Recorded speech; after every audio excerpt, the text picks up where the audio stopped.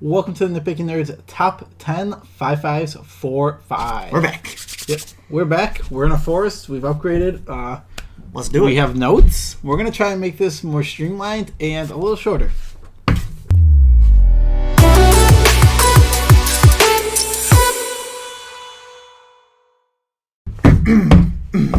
Professionals. Notes. There's notes on here.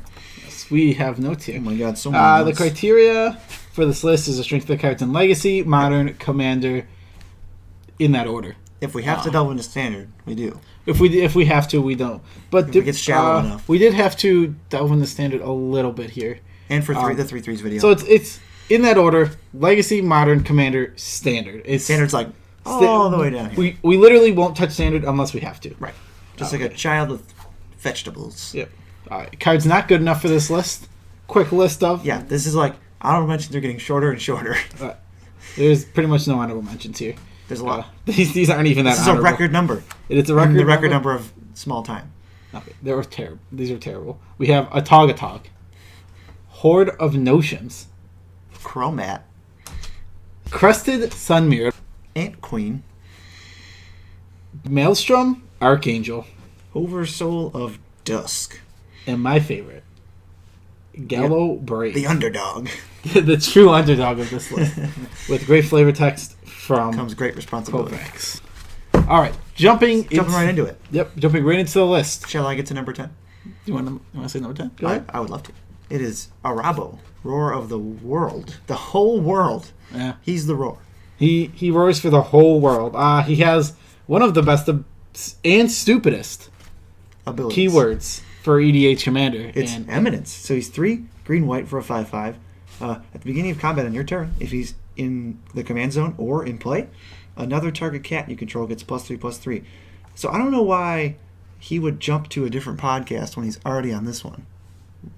Why does he get rewarded for being in the command zone? Oh, and there's more things. Whenever another cat you control attacks, you may pay 1 green-white. Period. If you do, it gains trample and gets +X until end of turn, where X is its power. And it just got +3/+3, so that's pretty sweet. It's a good cat commander, but here's the real issue with this. It's a cool, fun card for tribal. Yeah. There's only 171 cats ever printed. Ever. Did you count changelings? I did not count changelings. Oh, this is probably like 200, baby. That's 2 whole decks. Yeah, but not You only need changelings. 30 cats to make a deck. That's true. Can't you tell me I'm wrong. That's true. 30 cats in these days. Regardless, your pool is nothing. if I'm making a tribal deck, I probably want like 35 creatures of the tribe, and then like 10 tribe matters cards. You only need like 35 cats, baby. Regardless, the pool is very small to choose from. And cool, a lot of these cats have been printed in the past couple years Because they were desperate for this to make this happen. Mm-hmm. Compare that to humans who have 2,175 cards printed so far. Close. Yeah, It's close. They're right on their tail. It's There's pretty only close. 2004 more. Yeah, 2004 is the difference between humans and cats. That's a lot. All right, number 9, Sliver, Hive Lord. 5/5 for 5. Costs Wooburg. Costs Wooburg. Slivers you control have indestructible. Well, that's cool. He's just another one of these slivers. There's actually 4 other ones. There's 3 other ones, so he's the 4th. Right. And this our cost Wooburg can be your commander And our slivers. slivers. Sliver Queen, he's Sliver Legion, and Sliver Overlord. He's the worst of The them. 4th best. He is. I definitely think he's the 4th best. Like Sliver Overlord, you get a sweet everything. Or no, Sliver Overlord lets you take slivers and make slivers. Yes. Sliver Legion is coat of arms for slivers. Yeah. So it's like coat of arms Queen, in your command zone. Queen makes the 1/1s, and Legion tutors them, right? Or Overlord tutors them? Overlord tutors and steals. Yeah. Tutor steal, make a 1/1. Or you could just have a boring old indestructible guy. Womp womp. He's really boring. And he's somehow still number 9 because... He doesn't avoid many board wipes. Slivers, there's less slivers than cats. But slivers are better than cats. Slivers are better than cats, Not but close. there's less than 100 slivers to choose from. There's only 96. Not a lot. It seemed like more than that when I'm thinking about it. It's really boring. Because they're all decent. It's really boring archetype slivers because We're not fans. Just not a lot to choose from. This card is still powerful. It's just... For him, I don't like playing him at all. He's going to be in my deck, but he's not going to be my commander at any point. I'd rather be playing the Queen or the Legion or the Overlord. I'd rather be playing any of these over him. He's medium, but he's still better than the Rabo. I mean, he is better than, like... I mean, these first 2 entries are pretty weak. Compare them to, like, the other lists we have. Those number 9s are way better than these. Yeah, these are pretty bad. Not that we're going to say what they are, because you got to find out for yourself. These are also EDH only cards, and... Not what we're looking for here. They don't really go anywhere else. You can't really fit them on your head. All right. Next page. Professional. Yes, no, it's number 8. Thundermaw Hellkite. Thundermaw Hellkite. Yes, definitely. He is a 5/5 for 5. Well, flying, haste. Depends on what he identifies as, but we'll just say he. Because it could be either one. He is sure. a 5/5 for 5. Flying, haste. Yeah. When Thundermaw Hellkite enters the battlefield, he deals 1 damage to each creature with flying and taps them. So he gets a free shot unless they're flashing something in. Pretty good cost for 3 in a red. Yep, I'd buy that for $1. He was made to kill Lingering Souls when that was in Standard. He did a lot of that. Pretty much one of the main reasons this card was printed. Apparently, all creatures that aren't Brainslayer Angel are afraid of him. But creatures without flying, like Doom Traveler. Yes, Doom Traveler. Are perfectly fine with him flying. Unless Doom Traveler has become a spirit and then he dies. And then he immediately dies again. Yes. He goes to Super Hell. I don't, like... Apparently the flavor is that, like, he's scaring... They're all scared of thunder like a little cat. Yeah, everything. The biggest... Emrakul, the Aeon's Torrent. Absolutely petrified. There's no thunder in the Blind Eternities, my friend. I mean, he is absolutely petrified of it. He taps down, you get through. He saw a little bit of modern play, replaced by Stormbreath Dragon. Which is still, like, not that great. I mean, he's just the top end of, like, a Ponza deck. That's it. Yeah. Inferno Titan's kind of the new spice for that, so... Yeah, he's also in that spot now. Well, they still play 5 drops because, you just want to have a curve, obviously. As a Thane deck. Magic 101. You should have a curve. You heard it here first. Coming in at number 7, we got Grimgrin, Corpse Born. Great name. EDH All-Star. Great commander. Great name. Has a great name. And let me just be the first to say, great name on this guy. Yeah, I believe he has a great name. This man has an awesome name. So it costs 3 blue-black for a 5/5. Great name. He's enters the battlefield tapped and doesn't untap during your untap step. But it's okay, because you can sacrifice another creature, untap him, and put a counter on him. And then whenever Grimgrin attacks, oh, such a great name, destroy target creature defending player controls. Then put a +1/+1 counter on Grimgrin. Absolutely DH All-Star. He's a great commander. He gives you a sack outlet on your commander, which is... Free sack outlets are nothing to sneeze at. Free sack outlets are great. I mean, Viscera Seer only sees play because he is the cheapest free sack outlet. Yeah. That's the only reason that card sees any play. Switch it with Carrion Feeder, and it's the same. Yeah, exactly. I mean, if... Instead of Infinite Scries, you get an infinite creature. If Carrion Feeder was in Modern, he would be used. Yeah. So plain and simple. It's just you get free sack outlet. It's great. This one's on your commander. Play him whenever. Oh yeah, Tribal Zombie it up. This man goes infinite really easy, and Tribal Zombies actually with Rooftop Storm, Gravecaller, Blood Artist. Boom, they're dead. Boom. Everyone's dead in the game. Something I really like about specifically on these cards is they really like so in any spot where it says the name of the card, it specifically means this card, obviously. Yeah. So if you clone it or anything and it has a different name, it would apply there. I really like when they cut down the name and just put Grimgrin. Stop the comma. Yeah, they just take out Corpseborn. Hey, Grimgrin. It's literally just Grimgrin. Yeah, they do that with a lot of cards, and I always find it funny when they just kind of take off because they have to the second half of the name because they're just saving space. I mean, it's really good. Yeah, coming in at a very spicy number 6, if I might add myself. What is it? It's not on my paper. I don't know. You were. It's not on here. You were doing the introduction. These are blank. Coming in at number 6, BZ doesn't have anything on his paper, so he can't introduce it, even though he's completely saying that it's spicy. How can you know it's spicy if he doesn't know what it is? Wait, you're talking about Ural the Miststalker? Ural, the Miststalker.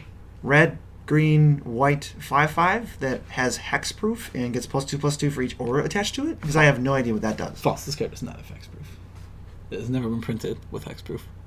Yeah, but it's got functional hexproof. It does have functional hexproof. That's and if it got reprinted, it would have hexproof. It has functional hexproof. Right. Okay, there's a huge difference there. Your gets +2/+2 for each aura attached to it also. Classic Granddaddy of Ultron. Yeah, classic Voltron commander. He's not the Granddaddy. He's like a Granddaddy, or he's not the top of the family tree, but he's there. He's like, whoa, man, Ural, he's old. Yeah, he's one of the ones you'd be playing. If you're building the EDH deck, 10 years ago. 5, 6, 7, 8, 9, 10. 10 years ago. 10 years ago. 11 years ago. Yeah. 11 and a half even. Yeah, if you were building the EDH deck, this was your go-to little Voltron guy. You wanted to just put a bunch of ores on a creature, this was your man. Put your stupid armadillo cloak on it. Yeah. Get to town. Don't laugh. It works. It works. I've actually never played against a Euro deck personally because I think he's just fallen off as a commander. I think I knew somebody who had one back when I first started playing Magic, but I never Makes played one of with us. it. Your Feek is so much better from the same block, right? Yeah. I mean, Mystok is probably better at Voltron Commander because he's safer. It's up in the air. We're not going to get too much into that. Yeah. It's just safer. You know what we are going to get into? Number 5. Fitting that there's. I don't know when you want me to introduce number 5. Fitting that this is number 5 because there's 5 people on the art. Who is it? Number 5, Abzdat Ghost Council. What's the cost? 1, 2 white, 2 black. 5/5. Whoa. When Abzdat Ghost Council enters the battlefield. Does it say Abzdat Ghost Council? Yes. But at the end it says Abzdat. Abzdat Ghost Council enters the battlefield. Target opponent loses 2 life and you gain 2 life. At the beginning of your end step, you may exile Abzdat Ghost Council, return it to the battlefield at the beginning of your next upkeep. It gains haste. It gains haste. That's the best part. I forget it gains haste. You forget the literal best part. I mean, it has to gain haste, or else it'd be weird. Right. What if it gained trample? That'd be really weird. That'd be really strange that it would get like upside. Like I think the point is it never left, which is That's not upside though. That is upside. Oh, it can't attack. It just has I was thinking it can't haste and trample. No, it just gains trample. It's just bad. This is a little bit of modern play, not much. Oh, the My Two Dads archetype? Yeah, My Two Daddies deck. Goryo's Vengeance. Yeah, Goryo's. It's also good with Whip of Erebos. Esper, Goryo's Vengeance. Yes. Yep. Same thing with Whip of Erebos, in that you stack the triggers. You stack the triggers correctly, and you exile your Abzdat to its own trigger, so to return at your upkeep. Forget that whip. Gives you much more value. Also, somebody in this art is not carrying the weight. Mr. Karlov, in the back of that art there. It's been shown to be a 2/2. So, one of these men, pictured here, absolutely is not carrying their weight. They're a 0/1. Or a 0/0. No, they were probably a 0/0 because he's a 2/2. It's probably a faceless dude over here. I got my money on him. You got your money on faceless dude? What if he's just arms? That's funny. It's like he got dismembered, but like his soul was in his arms. Just like Kieran is a 0/0 also because PI is a 2/2. Yeah, PI is a 2/2 that makes a Thopter. So Kieran is a 0/0 for what, 1 red. When you enter, so you get a Thopter. It's real bad. That man, dead dad. Oh wait, these are dead dads. That's weird. We don't know if they're dead dads. We can assume. Why? Why would we assume they're dads? Well, then why is Esper Goryo's Vengeance called My Two Daddies? Coming in at number 4, we got Sagara, Host of Herons. Just having a party. All the Herons are invited. This one is another pseudo-modern playable card. Yeah, it's like right on the fringe because 5 is real difficult to cast. Exactly. So Sagara, Host of Herons is a 5/5 for 2, a green, and 2 white. Flying, hexproof, and spells and abilities your opponents control cannot cause you to sacrifice permanents. Well, all right. Pretty good. I said that perfectly considering I didn't read it. I actually said it word for word. Wow, I'm so proud of you. I'm so proud of you. I'm actually not. Don't tell Joe. This card just doesn't die. No. I mean, I play midrange. Can never kill this stupid thing. You have to damnation it. This card absolutely crushes midrange. It gets around Lily. It gets around just so many. You can't Inquisition it. All His Dust is another big one. Yeah, All His Dust, Lily. Path, push, bolt, abrupt decay. Not that any of them would do anything anyway. Yeah, exactly. You can't target it with all target removal doesn't hit it. All His Dust in Lily, which are pretty big in modern right now, just don't hit it at all. You have to thought seize it or damnation it, basically. Yep. And I mean, a lot of times when you're playing against green white, they play a lot of value creatures, so sometimes your damnation isn't even voice resurgence. Won't even clear their voice after that. Kitchen Finks. He's also another great Voltron commander. There's just a ton of these here, and a lot of tribal, like all of it almost. There's a lot of tribal in here, like a lot of cards that care about tribal. Yeah. Look back at the list, you'll see them all. Especially in the honorable mentions, there's like 5 or 6 in the honorable mentions that are just tribal cards. What were we thinking? There's not much more to say about this card. It's a good card. It was great in standard also. Yeah. Just the top 4 on this list are very good. The fact that she just so hard to answer. Makes her so good. Yeah, good EDH. Decent in Modern. Decent amount of I mean, she's a one-of in the green-white value decks. You put her in your sideboard to help you in the mid-range matchups, and you never sad when you cast her. Perfect. Perfect end note. What's number 3? Coming in at number 3. This is one of your favorites. This kind of might be my favorite on the list. I'll have to double check. One of them. But one of my favorite cards on this list, the Scarab Rat. It's in my top 10. The Scarab Rat is a 5/5 for 3, a blue, and a black. There's a lot of text in this card, so let's start at the very top of it. At the beginning... We just did. We said it was the Scarab God. Legendary creature god. Okay, let's get down into it. At the beginning of your upkeep, each opponent... so it's even... This card is... So it could just be target. Scaled properly. It scales so hard. Each opponent loses X life, and you scry X, where X is the number of zombies you control. But why would you have zombies? Let's find out. Must have to put them in your deck or something. Yeah, you must have build around. Yeah, it must be a build around. Hold on. We pay 2, a blue, a black, exile target card from a graveyard, create a token that is a copy of it, except it's a 4/4 zombie. Oh, you don't have to synergize at all. Turns out everything's a zombie in everyone's graveyard. This card's crazy. It's so good. We're not even done.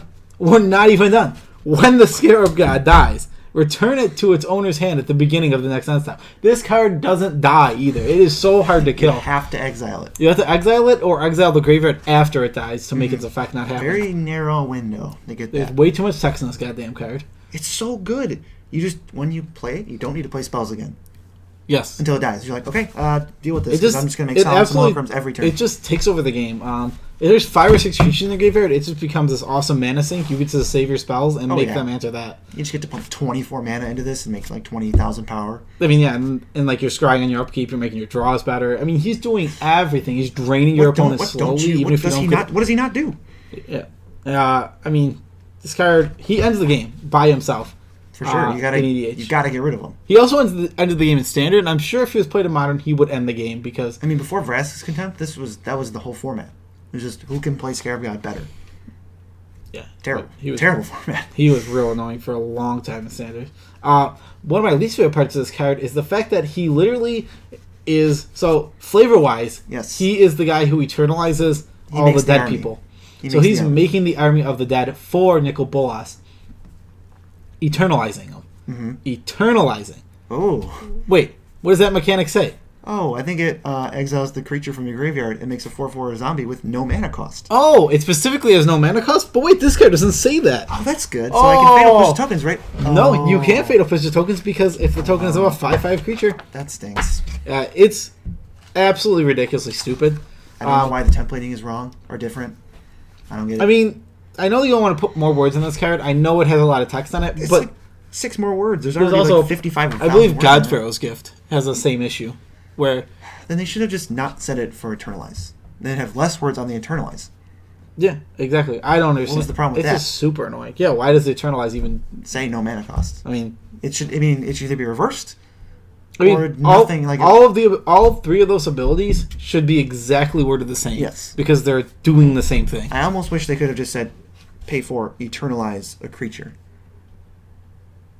And like they could have worded that away, but I have no idea. I'm not an R&D.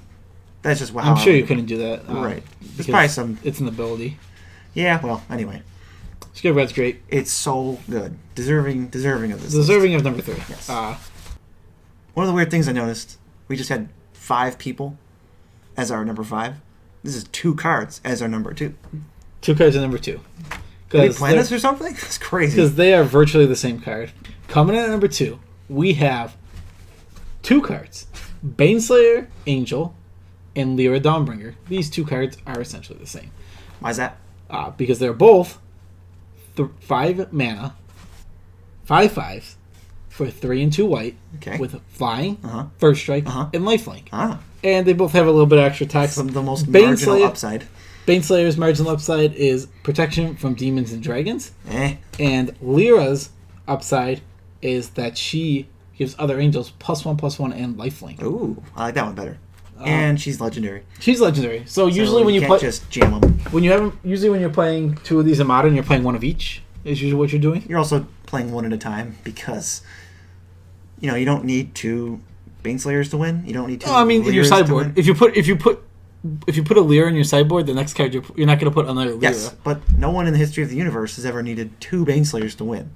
Well, yeah, but If the first one's hitting, the game's done. Well, yeah, but That's what I mean. Just saying. Like, I know. When you put the card in your sideboard, it's Lyra and then Baneslayer, or Baneslayer and then Lyra.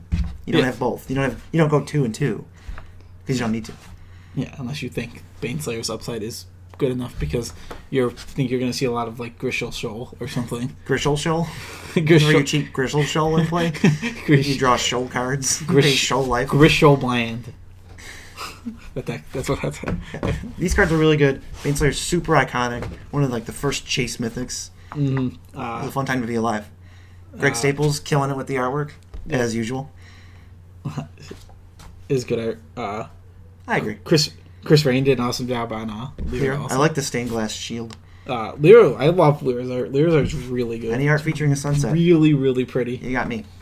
I like Baneslayer's art too. They're both really cool. They're a good team. They work together. The flavor of the Baneslayer being protection from demons and dragons is super cool. It's all upside. It's all gravy. It's just, I mean, he doesn't even need that line, but it's just super cool. This card would have been probably equally as insane. But he does, Baneslayer Angel does specifically get around. I don't know, hold on. Let me think of the name of the card. Halo Hunter. Yeah, Halo Hunter. Specifically cannot get hit by And you Halo can't crib Hunter. swap it. And you can't, you can't crib swap it. Not when she's a baby. I did think that crib swap would be a really cute like removal spell to be played in like Bant Eldrazi. Yeah, adorable because you can make it cost 2 with Temple. Yeah, which is sweet. And it's a really good. It's just a good removal spell. It's fine. Speaking of Eldrazi, coming in at number 1, You may have guessed. we have Reality Smasher. Oh, I mean, there was not much of a build-up because this card is nonsense. this card is not even close. The best 5/5 for 5. It's not comparable. Smashing Reality. He's a 5/5 for 5, 4 and a diamond. Because diamonds are confusing. They're great. 4 and a diamond. Oh, wait, it has a reminder text on the card. Diamond represents colorless mana. Cool. Why does it need that reminder text? Is it because it's a stupid mechanic? Maybe. Wait, there was more reminder text for the referring to diamond. As easy to stop as it is to comprehend. Darn it. All right. What does it do? Trample Haste 5/5 for 5. Okay. Whenever reality sets becomes the target of a spell. Yeah. Whenever it becomes the target of a spell of an opponent's control. Counter it. Unless they discard a card. Why are you so obsessed with that? I said it weird. I said the word counter weird. Sure. And that's why I stopped. So this card camp is so hard to 1-for-1. Mm-hmm. You can get it with a Lily if they have no other creatures, but usually they have like matter reshapers and stuff, so it's tough to get it like that. Get it with a board wipe. But other than that, you're targeting removal like Path to Exile. Plus it too. Worst part is, this always comes down to Thought Not Seer anyway. Yep, so they're usually taking your It's removal. like, Right down the Eldrazi curve. Take 9. This card is one of the major players in the Eldrazi Winter. Pretty much the only legacy card on here.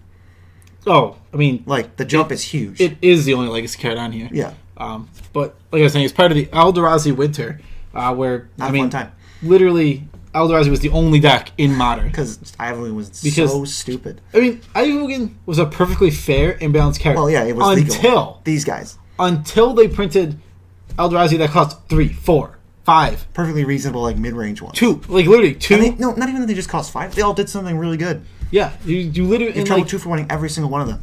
And then, your Eldrazi Mimics cost nothing. Like, so you literally get the cast cards for free. Or your endless ones are just Ivogin. 2/2s for 0. Like, and then they scale up too. And like you're paying one mana for your Reshapers. matter reshapers. Paying 2 mana for your this card. Part of the reason just got killed Modern for a second there. I mean, until it got banned. It was really called the Eldrazi Winter because there was only one deck you could play that would even compete in the format. Still sees play in Modern. It's still Etron. Etron's still deck in Modern. Eldrazi deck played it. Bant Eldrazi's kind of faded out, but Etron's still around. It's not the best deck right now. Our favorite part though. In Legacy, this card has infinite ways to cast on turn 3. Infinite ways to cast on turn 3. So juicy. There's so many. You have the Ivogin is legal. You have You have Ancient Tombs. You have City of Traders. You have the Cloud Post. And you have Eldrazi Temple. You have all those. You're casting. This card's coming down early and it's hitting hard. And in Legacy, the removal is very targeted towards small things. Like Fatal pushes huge in the format. So like this card just avoids all that kind of stuff. And then even the stuff that it does target, it's a 2-for-1 because you have to 2-for-1 yourself. This card's insane. It's also the sassiest card on our top 10 list. It is. Shall we explain why? It is absolutely the sassiest card. And I have to find this because I don't know where to find it. I'll probably have to watch an old Pro Tour GP. I'm sure it was on Oath, the Oath Pro Tour. Yeah. That was the Eldrazi Winter, where Eldrazi won the whole thing. Yeah. So they had the worst animation of all time. I think best. The only thing... So if you look at the art, it's like this big guy like running through a town. But they animated it to just like literally go... They only animated the joint. So they just had the joint movement. So all he can do, the Reality Smasher, is go... Yeah, so all the Reality Smasher is doing is this. And like the buildings are flying and he's breaking them, but he's just like the most sassy thing. Like, he's a sassy little Reality Smasher. And that concludes our top 10 5/5s for 5. Whoa. Thank you for watching. Hit the like button, subscribe. Follow us on Patreon. Enter the discount code at chilies.com. You can follow us on Twitter. We'll put our Twitter in the bottom. Okay, I will say this. If we get 10 followers on Twitter, we'll actually use Twitter. I mean, we don't use... We have another video. I was like, we'll use Twitter. We have a Twitter account. High stakes people. We have a Twitter account currently that it's completely inactive. If we get 10 followers for Twitter, we'll absolutely start using our Twitter.